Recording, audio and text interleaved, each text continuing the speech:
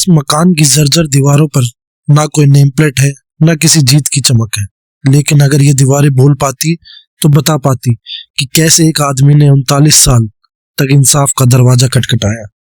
जब वो दरवाजा खुला तब तक जिंदगी की ज्यादातर खिड़कियां बंद हो चुकी थी। ये कहानी है जागेश्वर प्रसाद की। मध्य प्रदेश के स्टेट रोड ट्रांसपोर्ट कॉर्पोरेशन में क्लर्क के पद पे काम करने वाले 1986 में 100 रुपए की रिश्वत लेने के आरोप में उनको गिरफ्तार किया गया था।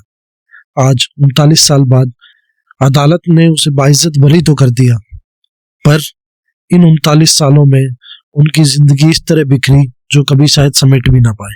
बीबीसी में दिए गए एक इंटरव्यू के बाद उनकी आवाज से साफ उनका दर्द झलकता था। उनका कहना था, मैंने कुछ नहीं किया था, पर मुझे सब कुछ गंवाना पड़ा। अब मैं किससे कहूं मैंने कुछ नहीं किया था। अब तो सुनने वाला भी कोई नहीं बचा। मेरा पूरा जीवन इस एक बात को साबित करने में गुजर गया कि मैं बेगुनाह हूं। आइए जानते हैं कि उस दिन क्या हुआ था। एक कर्मचारी ने अपना बकाया भुगतान का बिल बनाने के लिए प्रसाद जी से संपर्क किया। उन्होंने बताया कि मैंने उसे बताया कि ऊपरी कार्यालय के लिखित निर्देश के बाद ही मुझे तक फाइल पहुंचेगी, उसके बाद मैं बिल बना पाऊंगा। इसके बाद उस कर्मचारी ने मुझे 20 रुपए की रिश्वत देने की कोशिश की। मैंने इस बात से नाराजगी दिखाई और दोबारा उसे दफ्तर में नहीं आने के लिए कहा। जागेश्वर प्रसाद का दावा है कि उस कर्मचारी को यह बात बुरी लगी होगी। उसने अपने पुलिसकर्मी पिता से कहा हुआ। इस घटना के तीसरे दिन जब मैं दफ्तर जा रहा था, उस कर्मचारी ने पीछे से आकर मेरी जेब में कुछ डाला। वो बता रहे थे कि मैं कुछ समझ पाता। इससे पहले वहां पे सिविल वर्दी में तैनात पुलिसकर्मियों ने उन्हें पकड़ लिया गया। ये विजिलेंस की टीम थी और 100 रुपए की रिश्वत के जुर्म में उनको गिरफ्तार कर लिया जाता है। 1988 से लेकर 1994 तक वो निलंबित रहे। उसके बाद उनका ट्रांसफर कहीं और कर दिया गया और उनकी तनख्वाह आधी कर दी गई। वो अब बताते हैं कि इतनी तनख्वाह में 2500 रुपए में उनका घर चलाना बिल्कुल मुश्किल था।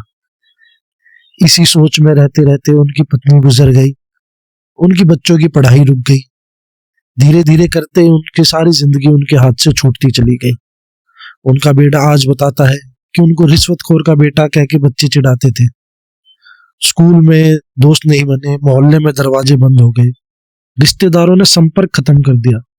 फीस नहीं भर पाने की वजह से कई बार स्कूल से बाहर कर दिया गया था। जागेश्वर प्रसाद कहते हैं कि मेरी पत्नी केवल चिंता के कारण चल बसी।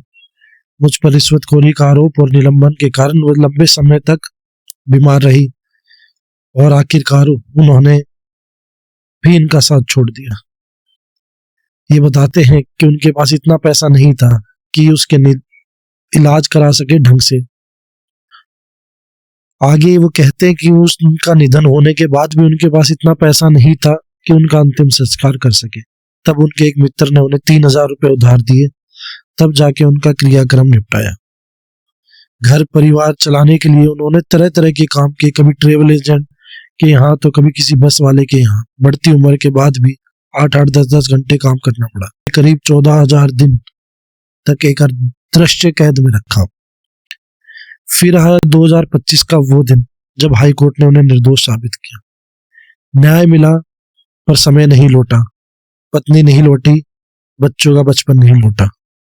अपनी दुख और पीड़ा से भरी बातों को भी हंसते मुस्कुराते हुए बोले जाने वाले जागेश्वर प्रसाद के इससे अब जीवन के नाम पर सिर्फ थकान बची है और स्मृतियों के नाम पर दुख के ढेर सारे दृश्य।